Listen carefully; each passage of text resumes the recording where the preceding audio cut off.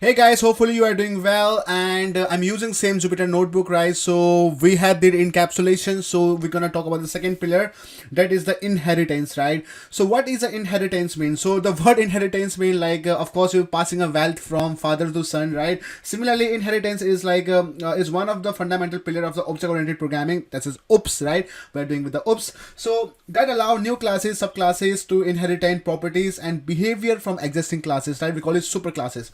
So it enables to create a hierarchical relationship between class, right, promoting code reusable and modularity, right? So basically we are reusing the code again, right? So let's explore the concept of inheritance, right? So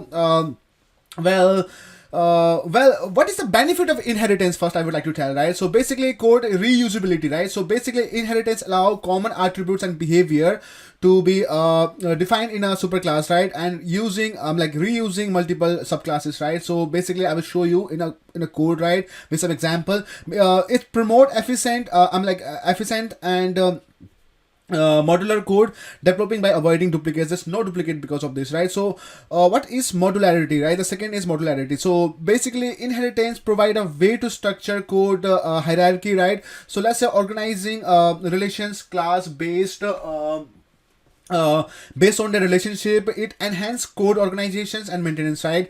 So yep. And you say like basically I'm gonna give you some example, right? So let's give you a quick example on this and we can move on, right? Let's say class animal, right? I want to make it animal like this, right? Let's say we have an animal kingdom, we'll say define, that's our constructor in it, right? We're gonna give an argument. First is the self, it's very important, right? Without this it is impossible to implement. Then we say self, so we're gonna have a simple example. We say self dot name is gonna be a name of animal, right? And we're gonna make a new function inside our class. I'll say like make sound, right? Make sound. Okay, so basically gonna make sound, like say self, that is our encapsulation. So we are using indirect method, so that will say pass, it will just gonna pass, right? So next, let's say class, right? So I'm gonna say dog, right? So basically dog is our new class, and basically inside this we are passing an argument that is gonna be animal. That's the class of this top class, right?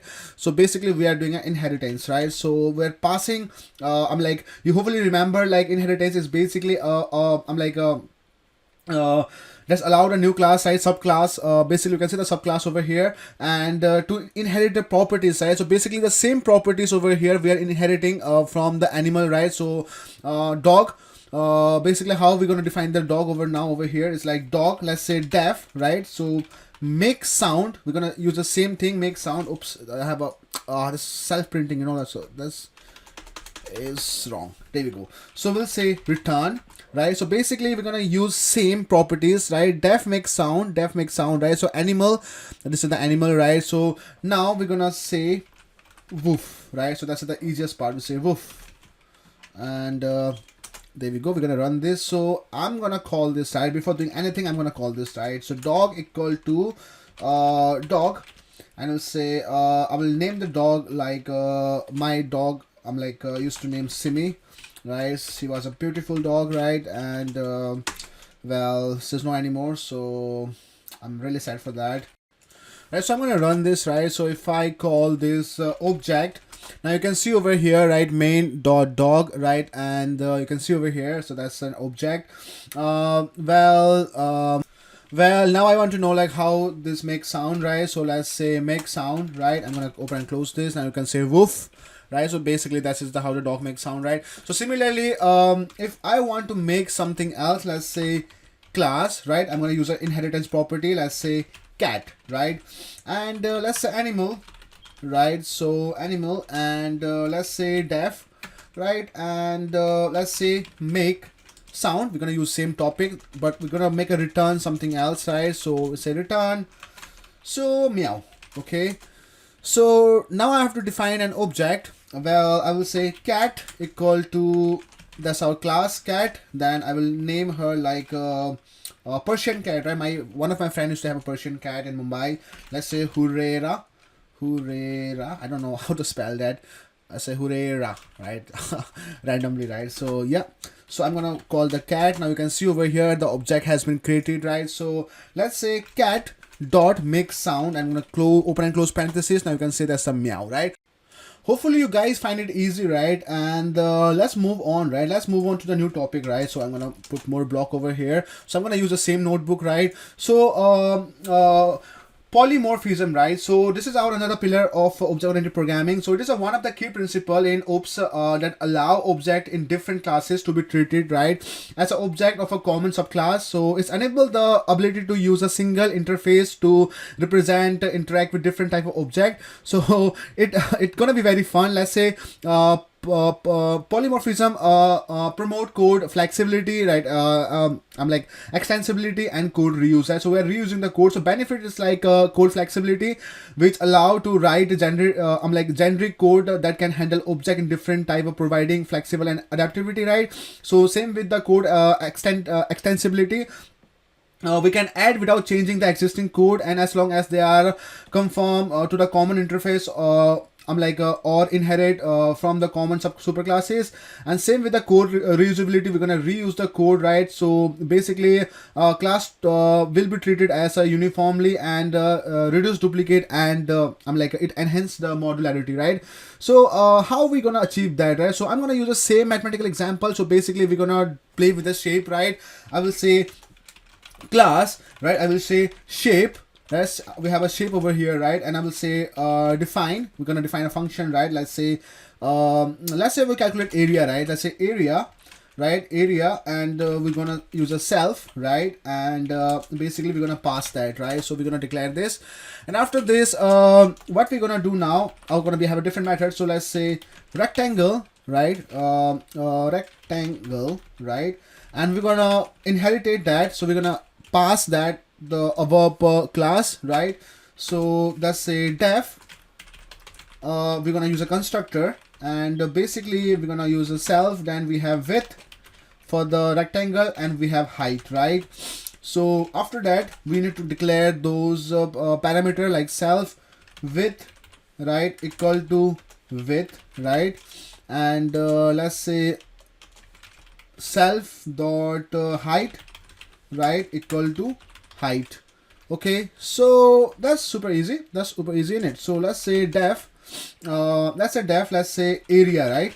So we have to calculate the area, right? So for the area, I'm gonna pass those self again. That will return those. And but basically for the area, we need a formula, right? So we're gonna return this formula. Let's say self dot right width, right, into self dot height. So guys, you have to always remember, you have to use those self, right? So basically those self defined the constructor which will give the argument inside your function, right? So if I say I have to call this, right, then I will say rectangle, right? Let's say rectangle equal to rectangle, right? So let's remove some confusion, right? Let's say rec, right? Or let's make it more easy. Let's say object, let's say rectangle. That will be easy for you to understand, right? So let's say rectangle has two arguments, width and the height. That will be 40 and 80, right? And I will say object, right, object rectangle, right, and give us a class, right? That's a class. And well, I really want to know what is the area inside this, right? So well, before printing the area, I don't want to waste your time, right? So let's make one more thing, right? So we can do all together. Let's say class equal to circle, right? So I'm gonna do same, right? I'm gonna add a shape, right? And I will say like we're gonna have to make a constructor def, right, init. So initialization side, so need to be double underscore over here, right? So let's say self, right, radius, right, and we're gonna say self dot radius equal to radius, right? And what next is def, right, define the function. Let's say area, right, area, and I'll say self, right, and I'll say self. After this I will say return. We're gonna return those 3.14159 into self, right, dot radius, right, and asterisk asterisk 2, that stand for the exponential, right? So I'm like, we are squaring that. So I'm gonna check another also, right? Let's say object, right, circle. So that's the new object, and I'll say circle is over here. Then I just want to give like a 30 for the radius, right? And I'm gonna double check it's working or not. Let's say object circle. Now you can say it's also working. It's a new object, right? So so let's use the common interface to calculate the area, right? I'm gonna say let's say shapes, right? And I'm gonna have like a rectangle, right? And sorry, not rectangle, let's say this is gonna be object rectangle I, because we're gonna store that into a list and we're gonna iterate them, right? So circle, right? So I will say for I'm like a for shape, right? Let's say for shape in shapes, right? Which basically we have defined on the top already, right? For shape in shapes, right? And let's say print, right? Print area, and we can use an f string. Yeah, use an f string, right? F string will be better. So area, right? And we'll say shape, right, dot area, right? Shape dot area. Right guys, so I'm gonna print this, right? So when I'm gonna print this, now you can see over here, so area is 3200 and another area is 2827413. So now you can see over here, that's for the rectangle. So I can assure you, right? So let's say shape, sorry, let's say area, right? And we're gonna open and close parentheses. Now you can see like 3200 for the rectangle, and say object, right, and basically circle, right, dot area, and open close parenthesis. Now you can see 2827, right? So guys, now you have understand how to use a polymorphism, right? So that was really cool. Now our last video will be on abstraction. Then I'm gonna guide you through what we're gonna do next, and I will show you some tips and tricks, right? And guys, I'll see you next time, right guys? Cheers and have a nice day.